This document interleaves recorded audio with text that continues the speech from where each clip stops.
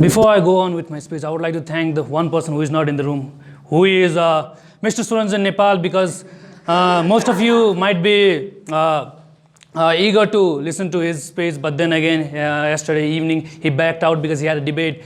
So I hope that after listening to my speech, you would be hopeful that I was the replacement. Now, regards to the OCA fellow role takers, an amazing audience present in the hall. Cricket.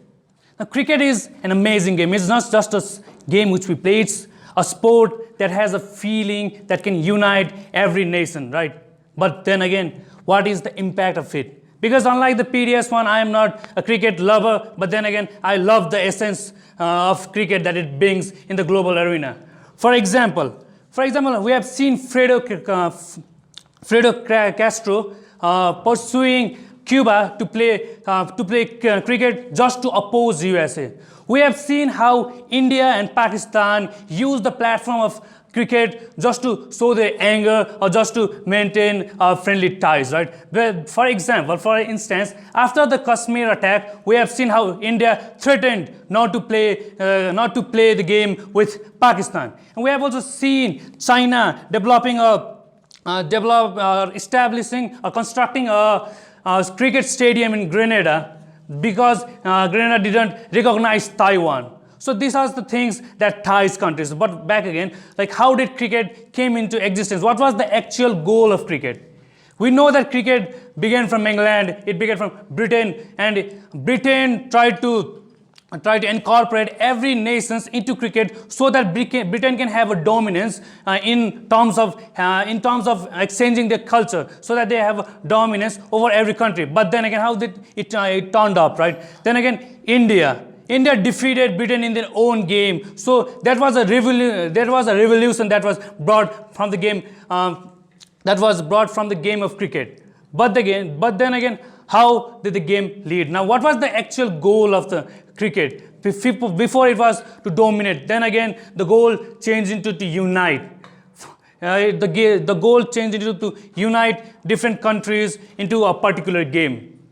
But then again, was the goal fulfilled? Because when we talk about World Cup, which means that every countries are competing for the cup, for the trophy, which means that it is a game which is played in the global arena where every country is recognized and every country has the freedom to participate in it. But then again, when we see only 10 countries participating in the World Cup, can we actually say it is actually a World Cup? Because rather than a game which must be liberal, rather than a game which should help to connect all the countries, we are not seeing that. We are not seeing that because cricket has turned into a platform where you just try to colonize the game. For example, if we see the rise of colonization in terms of cricket, we have seen that how India has become the dominant actor.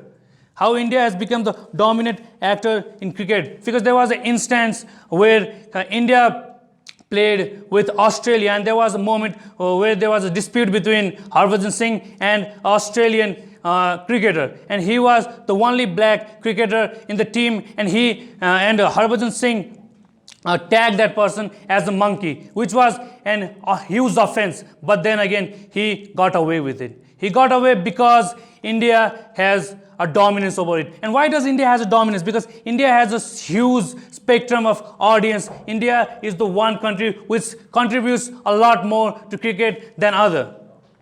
So because of these things, we believe that cricket has not been liberal enough, or it has not come to an extent where every country can get equal opportunity to participate in it. For example, when we talk about cricket, we just listen to few countries which has become redundant, because in every World Cup we see those particular countries.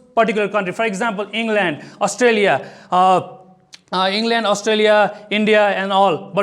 But apart from Afghanistan, we don't see countries like this being empowered. We don't see countries like this being encouraged. So I believe that is very much problematic. Because then again, if someone preaches cricket as a game which unites and then again tries to colonize it, then that is principally wrong, and we believe that should not be the case.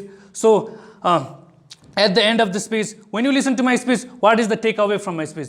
The takeaway from my speech would be that the game should be liberal. But how can it be liberal? Because the platform like cricket has gotten many opportunities where it could have been liberal enough, but then again they have ignored it. For example, the BCC, the board of cricket for Indian cricketers, they got an opportunity where they could, or where the entire game of cricket could move to Olympics, where other countries might introduce in it. But then again, since this country was getting so many lucrative benefits out of cricket, they did not want to go into Olympics, because when they go into Olympics, then the Olympic committee would have a say in it, which might reduce the benefits which these countries were getting. So there are instances where they could be more liberal, but then they tend to ignore it. For example, we have also seen India gets more opportunity in World Cup matches, even if it performs bad, right? Then it is also unjust to some other countries. So at the end, the cricketing should be liberal enough where everyone, like where no country is restricted. So that is a change which is like very much needed in cricketing, but we have not been seeing it, but hopefully we might in days to come. Thank you.